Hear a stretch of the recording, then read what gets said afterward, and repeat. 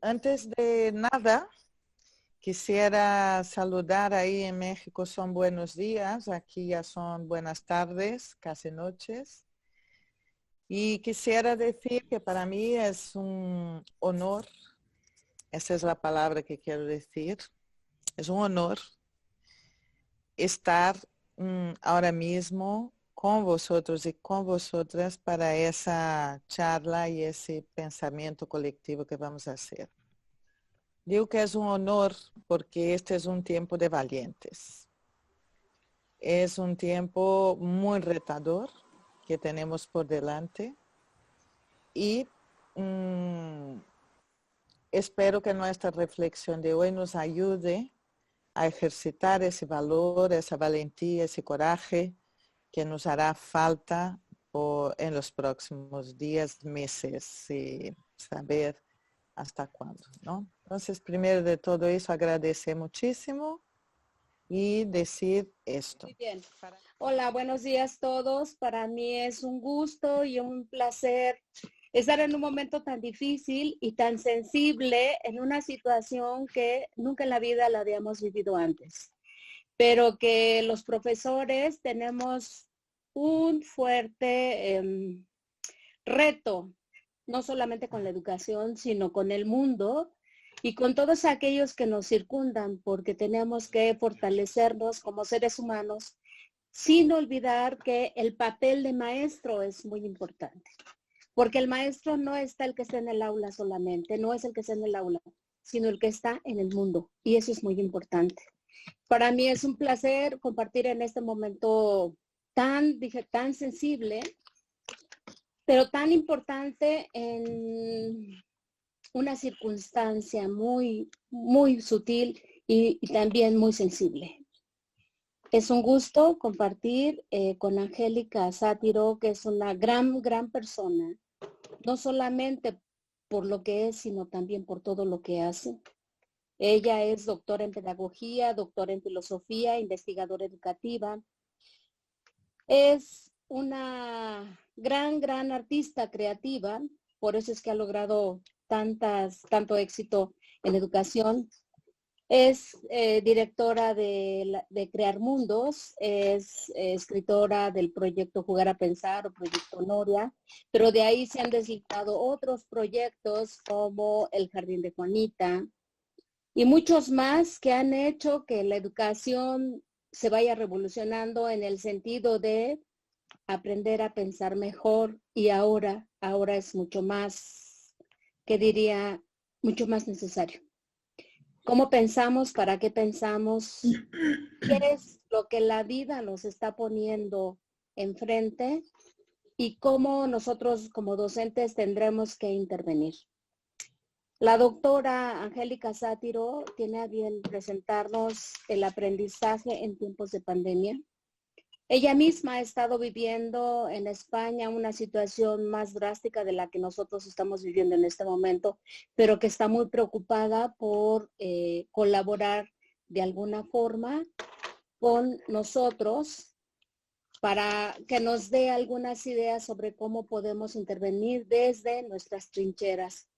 Angélica, pues para nosotros es un gusto tenerte, aunque sea a través de la distancia, pero mira, estos medios nos acercan y creo que eso es muy importante. Pues, ¿qué puedo decir? Lo único que puedo decir también es agradecer al maestro Tinoco, Rogelio Tinoco, desde luego al subsecretario de Educación, y a la maestra Mariana, quienes gracias a ellos estamos en este momento juntos. Muchas gracias, bienvenidos, bienvenida Angélica. Gracias por estar con México, por este medio, y pues la dejo con ustedes. Muchas gracias, Angélica, y bienvenida a México, y ya sabes que te amamos y que siempre te tenemos presente en ese gran proyecto sobre educación. Muchas gracias, Angélica, pues bienvenida y te dejo. Gracias. Gracias a ti, Yolanda, por el cariño, la presentación y también por todo eso, ¿no? Por la mediación para que ocurra esa conferencia. Y ahora quisiera también agradecer al señor Rogelio Tinoco, con quien estuvimos hablando y me puso en situación, me dio los datos, me habló de vosotros y vosotras que sois los asistentes de esa conferencia. Sé que estoy con personas de toma de decisiones de niveles muy importantes del Estado de México y sé el cargo, bien como el peso que tenemos ahora sobre nosotros en relación a las decisiones que hay que tomar. Desde que hablé con el señor Rogelio Tinoco la semana pasada, tengo dedicado horas y horas de cada día para recuperar todo lo que conozco de México, recuperar todo lo que está pasando aquí de ese lado del mundo en educación, recuperar un poco, cuando digo recuperar es porque ya andaba con estos tipos de conocimientos, pero fue como reunir todo eso para poder programar, digamos que programar, planear, pensar esa conferencia. Que yo siempre pienso mucho antes de escribir y antes de montar la presentación y antes de ponerme delante de las personas por la responsabilidad que hay con las palabras y con las ideas, ¿no? Pero de esa vez más, todavía más. Entonces, yo quisiera decir que espero que ese camino reflexivo que vamos a hacer aquí hoy en esta conferencia les sirva, porque mi objetivo fue este y yo lo hice pensando en vosotros, en la circunstancia actual, en el contexto actual y el venidero, lo que está por venir. Y además pensé en lo que conozco de México, que es un país que desde 2004 yo voy cada año y algún año voy 3 o 4 veces. Ya el Estado de México es un estado por donde ya pasé por casi todo él, con lo cual tengo informaciones y percepciones en primera persona, que eso también cambia bastante cuando vamos a hablar, mirando, aunque por el intermedio de la computadora, pero mirando a quienes yo sé en qué territorios están, ¿no? Bueno, dicho esto, el tema de nuestra conferencia es el aprendizaje en tiempos de pandemia. Ese título está bien pensado para los temas que tenemos ahí presentes. Nuestra conferencia tiene 3 momentos diferentes. Las pautas reflexivas para apoyar el entendimiento, es decir, inicialmente lo que voy a comentar es para nuestra reflexión, ¿cierto? Para apoyar nuestra capacidad de entender qué es lo que está pasando y por qué tenemos que pensar en aprendizaje. La segunda parte tiene que ver con las pautas de actuación para apoyar la toma de decisiones. Ahí ya no es tanto conceptos e ideas, más bien estrategias, cuestiones relacionadas más directamente a metodología, a habilidades, actividades y todo eso. Y por último, tenemos ahí como número 3 el micrófono abierto, que es cuando podremos dialogar. Y es para ese momento que les pido, por favor, que utilicen el chat y que cuando quieran hablar, abran el micrófono y ahí les vamos a ver también. Para el chat voy a pedir, voy a pedir a Yolanda Pavón que acompañe el chat y me ayude a ver cuando pase, si yo paso y no contesto alguna cuestión que surge allí, porque a veces son muchas cosas a la vez, ¿cierto? Bueno, seguimos. Vamos a las pautas reflexivas para apoyar el entendimiento. Si hay algún problema y alguien no ve y necesita ayuda, entre en contacto con Yolanda, ela me envía un WhatsApp, porque ahora ya, como estoy, no veo el chat ahora mismo, ¿cierto? Bueno, pautas reflexivas para apoyar el entendimiento. La primera cosa que quiero que entendamos es que esta pandemia es un espejo que nos está obligando a mirar a nuestra condición humana. Yo puse esa foto ahí que es de un fotógrafo italiano. Esta es su mamá con Alzheimer y que él hizo un proyecto con su mamá de fotografías que le ayudaría a su mamá a trabajar su memoria. Y en esa foto en concreto está ella cuando niña y ella ya mayor con Alzheimer. ¿Por qué he querido empezar por ahí? Porque esa pandemia es un espejo para ver nuestra vida, nuestros mayores, nuestra niñez, nuestra juventud, nuestra sociedad. Y este espejo no necesariamente es un espejo que nos muestre algo que nos gusta ver. Ese es aquel estilo de espejo que nos muestra los granos, las arrugas, aquello que preferíamos no ver. Pero ese es el espejo que nos está devolviendo algo fundamental como seres humanos. Y es de ese lugar que quiero hablar con vosotros y vosotras. A lo largo de ese proceso de preparar la conferencia y a lo largo de vivir aquí esa situación de confinamiento desde el día 14, yo escucho muchas veces que algunos quieren volver a la normalidad. ¿Qué es volver a la normalidad? Esa es la pregunta que esa pandemia nos está haciendo. ¿Cuál normalidad? Si es esa normalidad que nos hizo enfermar, si es esa normalidad que está poniendo el planeta pata arriba, ¿qué normalidad es esta? ¿No?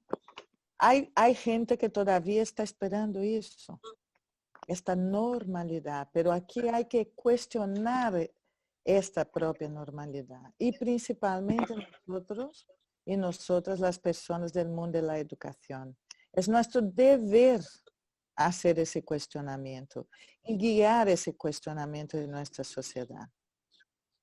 Hay una cita ahí de Diane Ely que me pareció importante traerla. Una forma de quitarnos poder es luchar para ser personas normales.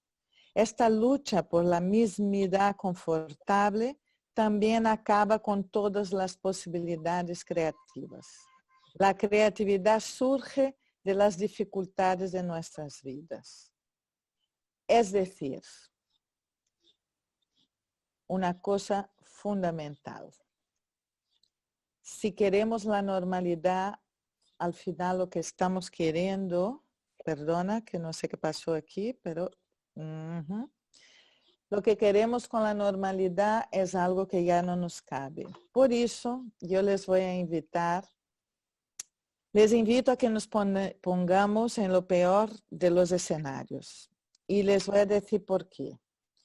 Hay gente que dice, uy, es que no es para tanto, como dice el presidente de Brasil, ¿no? Es una gripe pequeñita nomás.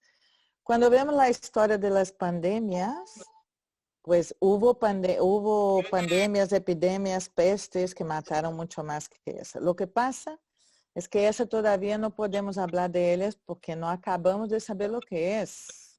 Entonces, y yo he traído esa imagen que está proyectada ahí. Fue una imagen que salió en el día 17 de marzo de 2020, es decir, hace 2 semanas, con fuentes de la Organización Mundial de Salud. Hace 2 semanas habían 7,000 infectados por el coronavirus. Hoy, y estos datos en rojo son de hoy porque lo miré hoy, un poco antes de la conferencia, son 941,949. No podemos pensar que eso es solo una epidemia más como fue la anterior enfrentada ya por nosotros, o las anteriores. Esa es diferente y es a partir de ahí que tenemos que seguir pensando. Esta enfermedad nos está haciendo contar enfermos y muertos diariamente y a veces, muchas veces al día. Y eso es nuevo. No habíamos hecho eso antes en no teníamos ese tipo de información. Yo les puse ahí esa página, es una página web de Johns Hopkins, que si quieren saber datos más fiables, esa es una de ellas, ¿no? Y estos datos que están ahí son de hoy, hace pocas horas. Hace 6 horas más o menos fue cuando yo bajé estos datos, ¿no? Además de datos que ya son terribles de por sí, aunque estos datos no son datos que podamos decir que dicen la realidad, porque no toda la gente hace los tests. Aquí en España, por ejemplo, solo son contados los que están en hospital, los que están enfermos en casa o en residencias de ancianos, no son contados ni cuando mueren. Es decir, estos números tampoco corresponden a la realidad, pero sí dicen algo, dan noción de grandeza. Y además de estos datos, vemos escenas terroríficas en los periódicos, como por ejemplo en la televisión, como por ejemplo las pilas de cadáveres que hay por la calle en Ecuador, en una de las ciudades ecuatorianas, que ya no tienen dónde poner sus cadáveres, están en la calle. Vemos escenas como en Paraguay, que hay un estado de sitio, que a partir de las 6 de la tarde, el ciudadano o la ciudadana que está caminando en la calle es apaleado por la policía. Vemos hospitales que parecen verdaderos campos de concentración nazi o hospitales de campaña en tiempos de guerra, como es el caso aquí de España, que estamos viendo eso diariamente. Además, acompañamos las buenas y las malas decisiones de los líderes mundiales, como es el caso del líder de Brasil, que sale en la calle incitando a la gente a no formar parte del aislamiento, que da mal ejemplo, contrario a la Organización Mundial de Salud. Entonces, esos tiempos antes no los teníamos así, entonces pasa algo aquí con esa pandemia que es diferente de toda nuestra experiencia con epidemias anteriores, ¿cierto? Entonces, ¿por qué digo que debemos ponernos en lo peor de los escenarios? Porque es muy importante pensar desde el extremo más negativo, ahora mismo, eso es importante. La gente que me conoce, que me está escuchando, debe estar pensando, wow, Angélica es siempre optimista, creativa, inventando y está diciendo esto. Pero es que necesitamos tener conciencia de lo que es prioritario, necesario, imprescindible. Eso que está nos pasando ahora no nos pasó nunca. Y no podemos tomar decisiones que sean superficiales. Por eso es importante ponernos en el extremo negativo. Así, todas las medidas y decisiones tomadas podrán tener más amplia cobertura y llegar más cerca de las necesidades reales de estos tiempos excepcionales. Son tiempos excepcionales. Olvídense de lo que ya saben. Atrévanse a buscar lo que no saben, porque no todo lo que podamos y debemos hacer lo sabemos de antemano. Por eso es tan importante ir al extremo más negativo. Y luego, menos mal, podemos aplicar una técnica que consiste en pensar lo negativo para después positivarlo, para buscar soluciones creativas para el problema. No es pensar el extremo negativo para estar en la negatividad, no es esto. Es para estar consciente en profundidad, para delimitar prioridad, necesidad imprescindible y a partir de ahí positivarlo y crear soluciones para ese problema, ¿cierto?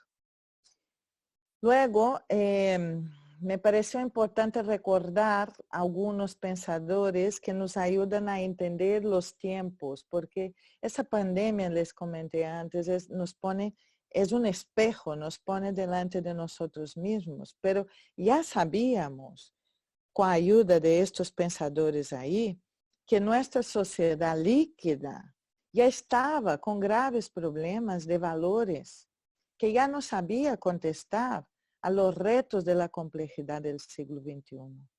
Gracias a Zygmunt Bauman, ese sociólogo que murió hace poco, él ya nos dio muchas pistas para entender que nuestra sociedad en algún punto estaba agonizando. Igual que Byung-Chul Han, ese coreano alemán, que insistió a decirnos que vivimos en una sociedad del agotamiento, del cansancio, por un exceso de rendimiento sin sentido y un exceso de consumo sin sentido. Igualmente, Gilles Lipovetsky, que es un francés, que nos ayudó a entender los tiempos hipermodernos, que la cultura se convirtió en mercancía, que hay mucha indiferencia, descrédito, narcisismo, desconfianza, que vivimos por el exceso de productividad, el exceso de todo en la sociedad, de información, de todo, nos pusimos de cara con el vacío. Esas lecturas, digamos, fuertes de la sociedad, ellas son importantes de rescatar ahora para pensar luego qué hacemos con el aprendizaje y cómo tomamos nuestras decisiones, para no ser banales, para no ser superficiales, para considerar ese momento que nos pone en tela de juicio como sociedad. Y luego pongo esas otras dos ahí que son filósofas, porque ellas nos dan pistas, ¿no? Martha Nussbaum habla en ese libro, La terapia del deseo, de la necesidad de tener salud ética. Esa crisis sanitaria con el coronavirus, esa pandemia, nos da la oportunidad, y aquí no voy a hablar en negativo, voy a positivar, nos da la oportunidad de construir salud, no solo física, sino también salud ética, que significa una salud emocional, mental y de interacción con los demás y con la vida. Y igualmente, como dice Judith Butler, es importante dar cuenta de sí mismo. Si hay algo que esa pandemia nos está provocando ahora mismo, es ayudar a dar cuenta de sí mismo.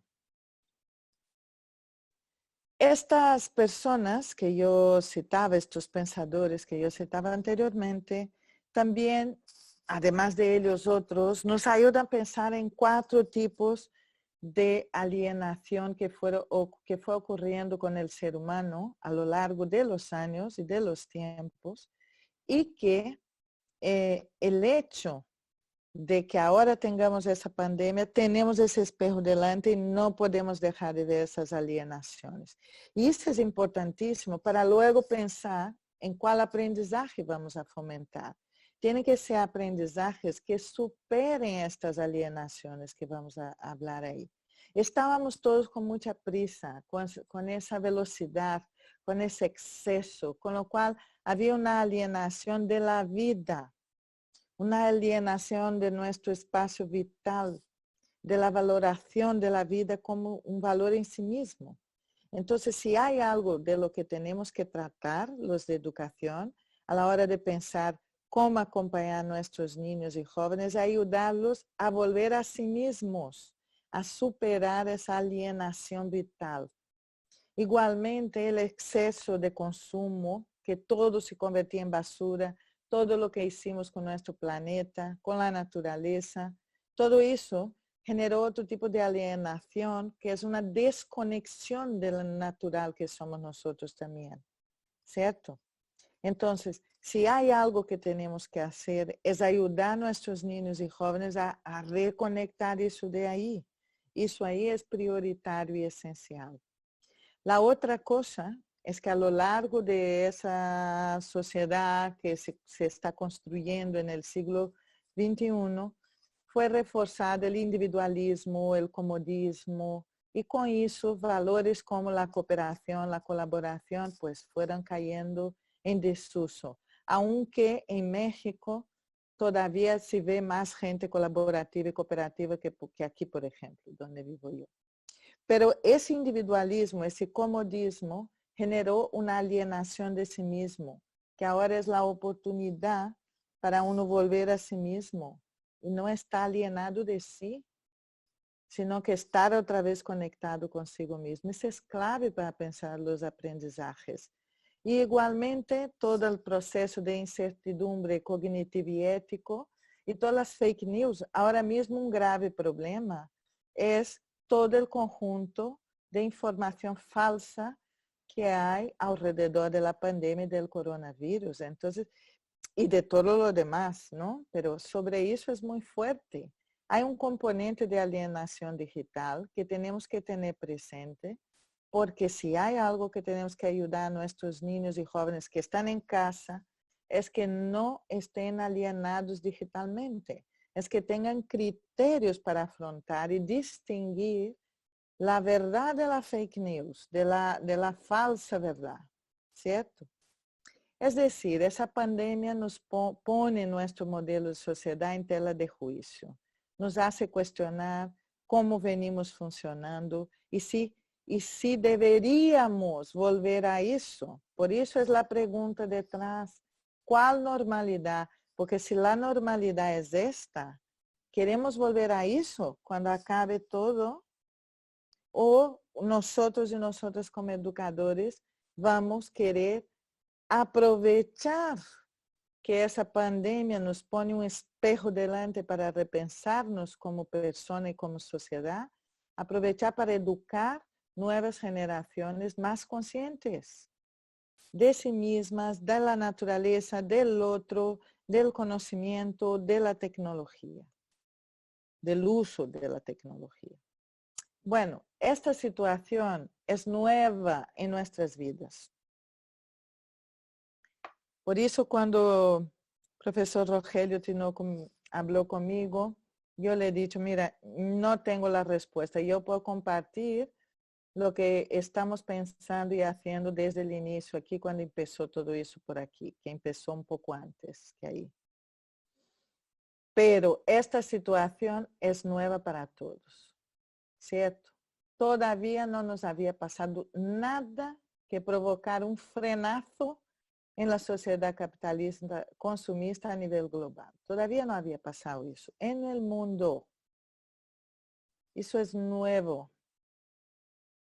Entonces, el sistema social y bien como el sistema político, económico, educativo, todo él está en tela de juicio de forma inequívoca e inolvidable.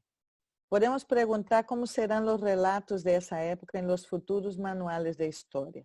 ¿Qué tipo de huella dejarán nuestras decisiones? Porque dependiendo de lo que hagamos ahora para contestar a ese mega reto que tenemos, la historia ya nos dirá, porque va a depender de las huellas que dejemos nosotros para las otras generaciones. Y eso tiene todo que ver con las decisiones que vamos a tomar para acompañar a estos niños y niñas y jóvenes ahora mismo en las casas. Detrás, yo me olvidé de decir una cosa importante cuando apareció el mapa de la pandemia en todo el mundo. Yo estoy acompañando eso desde hace mucho, entonces la pandemia estaba inicialmente, el epicentro era China, posteriormente el epicentro pasó a ser Europa, y todavía lo es. Y un poco más, hace poquito, el epicentro pasó a ser América, más específicamente Estados Unidos. Y me atrevo a decir que a partir de la semana que viene, o como máximo 10, 15 días, el epicentro de eso va a ser América Latina, África y India. Y cuando llegue ahí, la respuesta a eso va a tener otro tipo de consecuencias más fuertes. Por eso digo que hay que ponernos en lo peor, no para ser pesimistas, pero sí para construir lo mejor que podamos con lo que exista. Seguimos. Lo más inquietante de ese virus es que además de la crisis sanitaria que provoca, porque de esa ya sabemos más cosas, en función de su rápida diseminación y tasas de letalidad, también desencadena una profunda crisis en el modelo económico dominante y es obvio que dentro de muy poco tendremos unos periodos de recesión durísimos. Y no sirve de nada pensar que no va a pasar eso. Va a pasar y ya empezó a pasar aquí de ese lado del mundo, ¿cierto? Y como es pandemia, será por todos lados. Pero la cosa no para ahí, no es solo porque el modelo económico está agonizando, pero también la crisis humanitaria que va a ocurrir ahora es una crisis sin precedentes. No tenemos en la historia de la humanidad otra cosa similar con esa visión global que tiene ahora, ¿cierto? En los países desarrollados, aquí de Europa y Estados Unidos, la enfermedad está dejando un rastro de miles de cadáveres que pone de manifiesto la fragilidad de los sistemas sanitarios. Y se avecina la oleada más fuerte en los países latinoamericanos y africanos. ¿Qué va a pasar cuando llegue ahí? Entonces nosotros y nosotras, como jefes, como autoridades educativas, a la hora de decidir, tenemos que decidir teniendo eso en cuenta. ¿Será que lo más importante es nuestro programa? Los contenidos que queremos que hagan en casa, delante de todo eso que está pasando. Les dejo esa pregunta y sigo. Todo eso que hablé antes y más la incertidumbre que nos acecha, está generando mucho miedo en la gente, ¿no? Y el miedo, hay varios tipos de miedo, ¿no? Desde el miedo más tranquilito hasta un miedo terrorífico como es el pánico, el horror, el terror, ¿no? La fobia, etc. Y ahora mismo estamos delante del espanto, de la perplejidad. Y el miedo normalmente sirve en los seres humanos para provocar algunas cosas. O nos paralizamos, o salimos corriendo, o logramos supervivir bien, porque el miedo nos da alerta roja para nuestra supervivencia. Entonces, mi invitación para todos vosotros es, no tenemos cómo no sentir miedo. Ni nosotros como individuos, ni todos los demás que están viviendo eso ahora, ¿cierto? Esa incertidumbre, nós no acabamos de saber a qué nos enfrentamos. El miedo está ahí, entonces no hay como ir sin miedo, pero sí hay como transformar ese miedo en algo, en un faro para guiarnos, en una linterna para poner foco en aquello que es esencial, ¿cierto? Y obviamente tendremos que tener presente el miedo a la hora de pensar las actividades que nuestros niños, niñas y jóvenes harán en casa. No podemos ningunear la fuerza del miedo y del pánico en la gente. Mucha gente va a estar paralizada y sin saber qué hacer. Entonces, esto de ahí necesitamos manejarlo con delicadeza, con creatividad y con respuestas que tengan sentido para manejar eso, ¿cierto? Más tarde hablaré ahí otra vez del miedo. Bueno, yo puse ahí un gran no en rojo, porque yo leí también vuestros materiales que me enviaron para ver todo lo que ya habían hecho y cómo lo ven y gracias por eso, fue importante para mí también ver eso. Pero yo quisiera decir por qué empecé aquí con ese no. Esta no es como las epidemias anteriores de las cuales hemos aprendido protocolos de acción.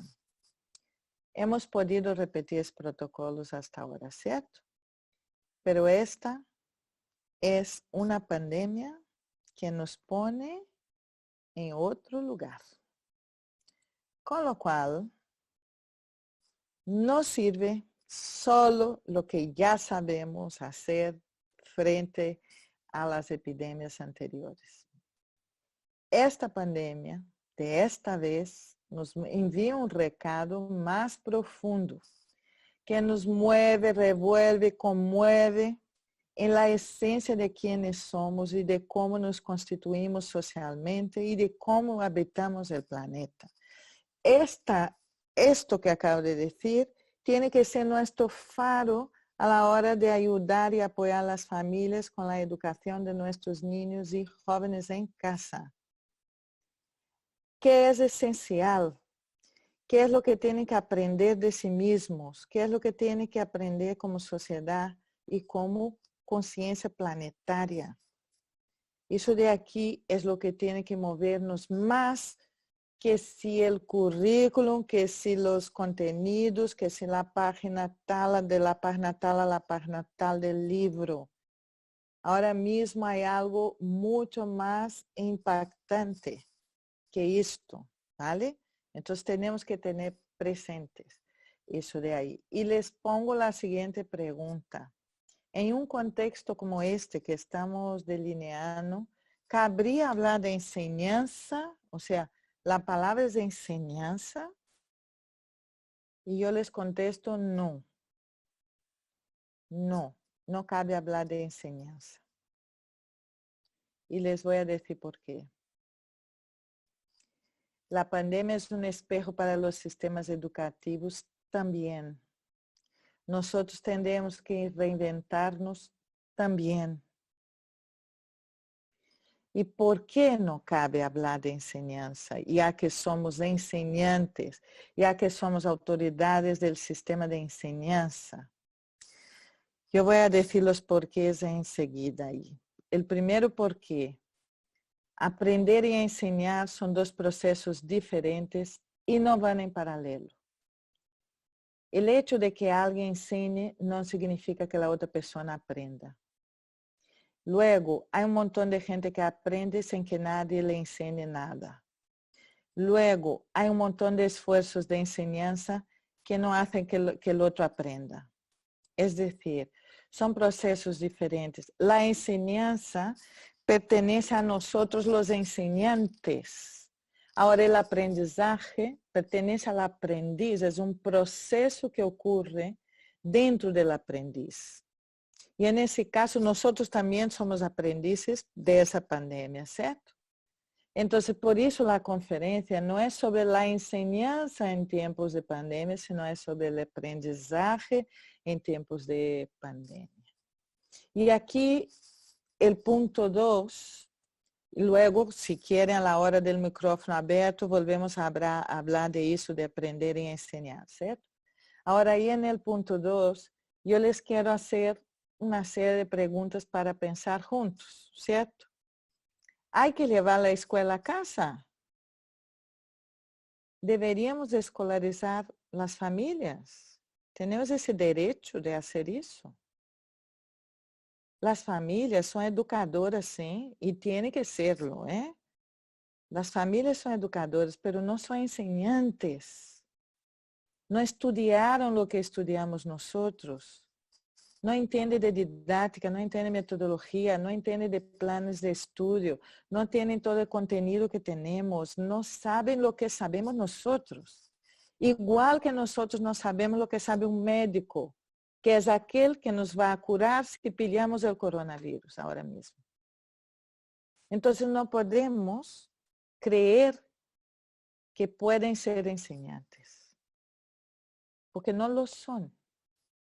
Entonces, ¿por qué utilizar la lógica de la enseñanza en estos momentos? ¿Por qué enviar a casa tareas para que hagan de tal página a tal página y para solicitar a la familia que haga de enseñante?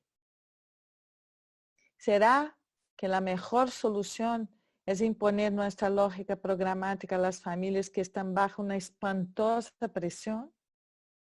Ahora mismo, familias confinadas dentro de casa, el papá y mamá que todavía tienen trabajo, porque muchos ya no tienen trabajo, pero los que tienen y pueden hacer teletrabajo en casa, ya tienen la casa convertida en un espacio más problemático y complejo, porque tienen que trabajar allí, además están los temas de la casa, está todo ahí, que es una cosa nueva para todos. Y luego, sin contar las familias que están más vulnerables, que no saben si tendrán comida en la próxima semana.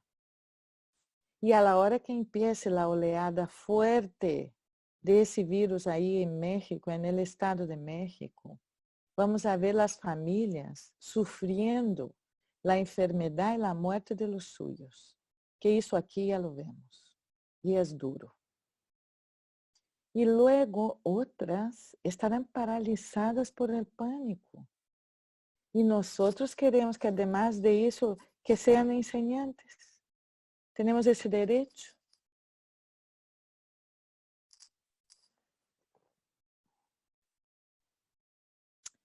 Ese libro ahí, Neuroética, es un libro que leí hace un tiempo y que cuando preparaba esa conferencia pensé que nos serviría muchísimo. Ya voy a decir por qué. Voy a hacer la cita de Katinka Evers.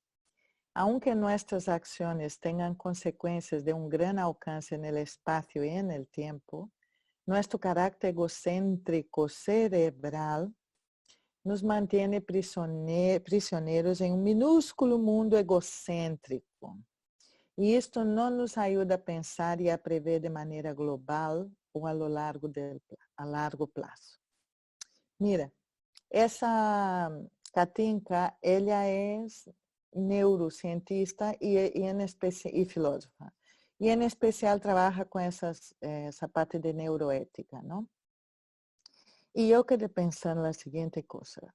Aunque tengamos ese cerebro con esa característica egocéntrica que ella comenta ahí, que nos impide de ver, por eso tanta gente piensa que es una gripita.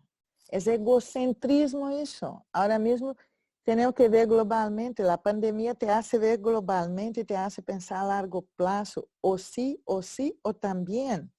No podemos solo pensar, ay, lo urgente ahora es ocupar a los niños con lo que tengamos aquí. No podemos pensar así. Tenemos que pensar más a largo plazo. ¿Qué tipo de gente necesitamos para reconstruir lo que quede cuando acabe la pandemia? ¿Qué es lo que tienen que saber? Y en ese sentido, esa cita ayuda a pensar una cosa que es el concepto de plasticidad cerebral. Si nuestro cerebro ya de por sí es egocéntrico y nos hace pensar chiquito y a corto plazo y solo en nuestro problemita, pues habrá que hacer ese ejercicio de pensar a largo plazo y de manera global para poder tener plasticidad cerebral. Porque hará falta prever de maneira global e a largo prazo. Isso hará falta, inevitavelmente, de isso não podemos escapar-nos, certo? E não podemos pensar soluções e respostas educativas solamente desde a perspectiva da urgência. Temos que tomar decisões que sejam importantes de cara a esse futuro incerto. Eu já sei que a urgência nos hace querer ter prisa e contestar rápido. Yo misma fui una que después les voy a contar algo que busqué contestar rápido. También tenemos que contestar rápido, pero no nos quedemos solo en el urgente, olvidando que la importancia de lo que es prioritario y esencial. Bueno, ahora quisiera comentar las pautas de actuación para apoyar la toma de decisiones. Bueno, pautas de actuación. Todo aquello anterior eran pautas reflexivas para que pudiéramos pensar cómo está nuestra situación. Ahora vamos a pensar en pautas para que nos ayude a tomar decisiones, ¿cierto? Yo quisiera hacer unas consideraciones sobre el aprendizaje necesario. Primero de todo, ¿quién aprende? No pensemos que quien aprende son solo nuestros niños y jóvenes. Somos todos nosotros. Cada una de vosotras, autoridades, tendrán que reaprender su lugar, reaprender un montón de cosas para hacer frente a lo que existe ahora. Tendremos que aprender cómo vamos a apoyar a estos maestros y a estas familias, a estos niños y a estas niñas, ¿cierto? Luego, tenemos que preguntar el qué. Es decir, la pregunta por el contenido. ¿Qué es importante aprender ahora? Y aquí les voy a decir, por todo lo que comenté antes, seguramente el qué importante no es lo que está en nuestra programación y en las páginas de los libros. Lo siento. Ahora tenemos que definir los que es muy prioritarios, ¿cierto? Luego tenemos que tener claro cómo lo vamos a hacer, porque yo después voy a compartir unas preguntas que estuve haciendo en la preparación de esa conferencia. Envié unas cuantas preguntas a mucha gente para que me ayudaran a contestar, a pensar, digamos así, para esa conferencia. Esas preguntas después, si quieren, yo les puedo enviar, pero esas preguntas, la gente que me contestó me dio muchas pistas para todo lo que voy a decir de ahora en adelante. Que fueron, yo pregunté aquí en España, a maestros y maestras, a directores, a personas que están en centro de formación de profesores, pregunté a quién está viviendo el problema directamente. Y las preguntas que hice fueron: ¿cómo se estructura el apoyo que dais a las familias desde la escuela? O sea, ¿qué tipo de material, contenido, metodología, mecanismos de comunicación para encajar con esas familias? ¿Cómo atienden a las familias sin recursos tecnológicos y vulnerables? Eso fue lo más difícil, les cuento ya. ¿Cómo plantean la evaluación de ese periodo? ¿Cómo saben que estos niños y niñas y jóvenes han aprendido de verdad? ¿Será que las evidencias son suficientes para saber eso? 4, ¿qué consideran esencial garantizar? O sea, que no se pierda durante ese periodo de la cuarentena, del aislamiento social, que ahí en vuestro caso en México todavía es algo que se puede decidir hacer. Aquí no, aquí es obligatorio. Si estás en la calle, la policía te recoge y te da multa entre 600 y 3.000 euros. Estamos obligados a estar confinados. Entonces, obviamente es diferente de vuestro confinamiento por ahora, ¿no? Que es más flexible. Bueno, ¿qué consideran esencial garantizar durante ese periodo de confinamiento? ¿Qué es lo más difícil de manejar y qué es lo más fácil? Y si había algo que era imposible. Luego pregunté a quienes tienen hijos cómo es que viven el acompañamiento de las tareas de estos hijos en casa, las tareas de la escuela. Y bueno, solo para resumir, porque después voy a escribir un texto que contempla todo eso que estoy hablando con vosotros y más las respuestas que estoy recibiendo a estas preguntas. Pero lo que quiero decir es que pone en tela de juicio, pone en cuestionamiento esas preguntas ahí. ¿Qué contenido? ¿Por qué estamos haciendo eso? ¿Para qué? ¿Con cuál finalidad? ¿Y cómo? ¿Cuáles son los métodos que mejor están funcionando? ¿Bien? Entonces, perdona que me están pidiendo que vuelva a salir aquí.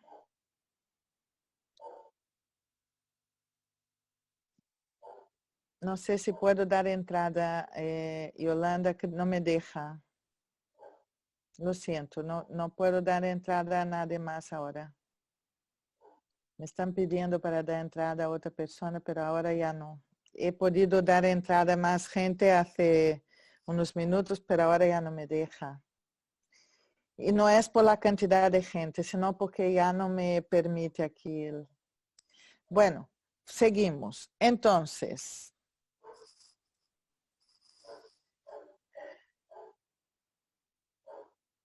les pido paciencia porque me están otra vez solicitando, insistiendo que intente dar la entrada a otra persona, pero es que ahora ya se me bloqueó aquí.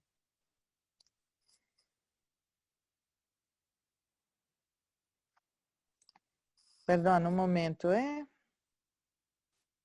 No me deja. No me deja. No me deje Yolanda. Pido a Yolanda que la persona que tiene que entrar, si puede entrar con otra persona. No es una cuestión de salir nadie, no es por la cantidad de gente, sino que el programa no me está dejando entrar. Él ya cerró, se cerró. No hay manera. No me deja. Lo siento, es que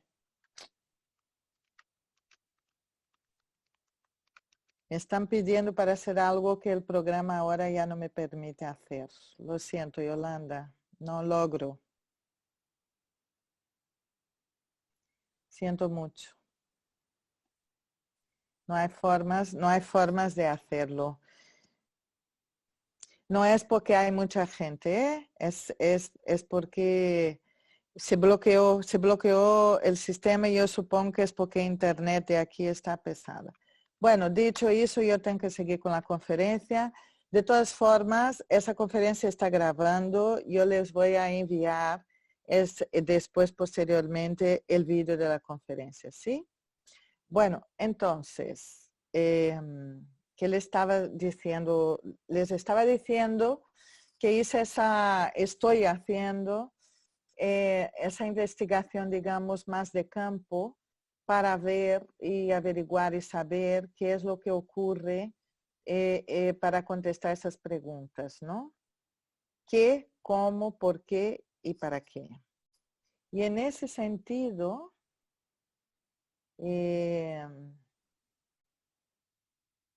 solo un momento, ¿sí? Estoy intentando todavía dar entrada a quien tengo que dar entrada y no hay manera, no hay manera. Es que aquí a esas aulas hay que entrar a la hora correcta, senão después no hay forma, no logro. Lo siento. Bueno, entonces eso, gente, a la hora de montar y los materiales con vuestra gente, por favor, piensen bien qué tenemos que saber, cuál es la mejor manera de hacer. La metodología, mira, libro tal, de la página tal hasta tal y después haga no sé qué, no está funcionando, fue lo que todos han dicho. Luego, querer que la familia sea enseñante tampoco está funcionando. Lo que anda funcionando aquí son actividades interactivas, más lúdicas, de investigación, donde descubren cosas y que pueden aprender a autorregularse y a autogestionarse, con pautas de autogestión y de autorregulación en el tiempo, ¿cierto? Ahora bien, aquí hay una cuestión importante que es el para qué. ¿Para qué hacer lo que estamos haciendo? Y aquí yo quisiera dedicar un tiempo a esto, en función de todo lo que hablamos antes. No es para acabar el programa. Nuestro criterio no debe ser, vamos a enviar actividades para acabar el currículum, para acabar nuestro programa. El para qué no puede ser este. El para qué tiene que ser, vamos a hacer esto para generar nuevas generaciones capaces de afrontar esa crisis que es sanitaria, que es económica, que es humanitaria. Gente con habilidades de pensamiento, con gestión de emociones, con actitudes éticas necesarias, con todo eso. Ese para qué es fundamental, ¿cierto? Bueno, por esto, yo pienso, desde mi manera de entender, nuestro trabajo tiene que ser en función de, primero, contenido. Es lo que está ahí en la cima de esa pirámide. Tiene que ser temas de la experiencia humana que están viviendo ahora, porque tienen que tener elementos de entender. Los profes de matemáticas pueden ayudar a entender los números, las cifras, los porcentajes, toda esa parte, por ejemplo. Los profes de biología pueden ayudar a entender toda la parte biológica del asunto, pero conectado con lo que estamos viviendo ahora. Tenemos que tener el conocimiento a servicio de nuestra circunstancia, que es muy importante, ¿cierto? Pues estamos en situación de pánico, tenemos que pensar el miedo, tenemos que pensar a partir de ahí. estamos perplejos, pues tenemos que pensar sobre la perplejidad. Estamos en casa, en las familias, y allí está ocurriendo de todo. Las familias que ya tienen, por ejemplo, componentes de violencia intrafamiliar, pues eso es una realidad, es un tema que se está viviendo, ¿cierto? Entonces, los contenidos tienen que ser lo que estamos viviendo y partir de ahí para llegar a lo que sabemos y que tenemos que saber para superar lo que va a ocurrir después que acabe la pandemia, ¿cierto? Porque ella va a acabar, nada dura eternamente, eso también pasará. Pero los temas tienen que ser los que nos ayuden a enfrentar a eso, no otros. El programa ahora no importa.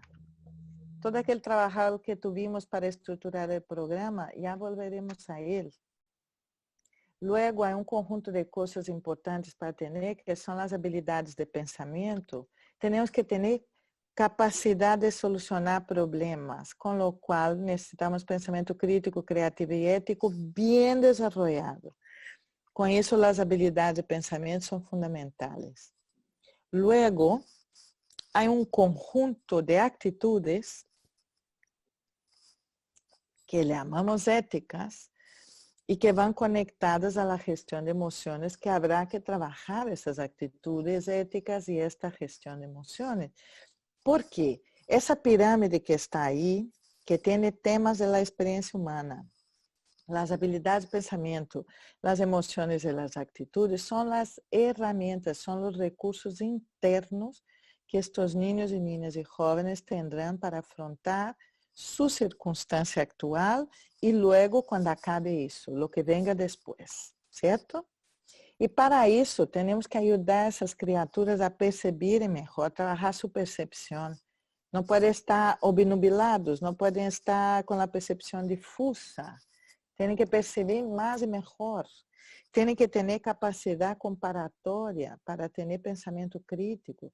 Necesitan trabajar su cuestionamiento para no caer fácilmente en noticias falsas, porque ahora mismo la gente está rehén de los datos, de lo que sale en la tele, de lo que sale en la radio, de lo que sale en los periódicos y de lo que está en las redes sociales.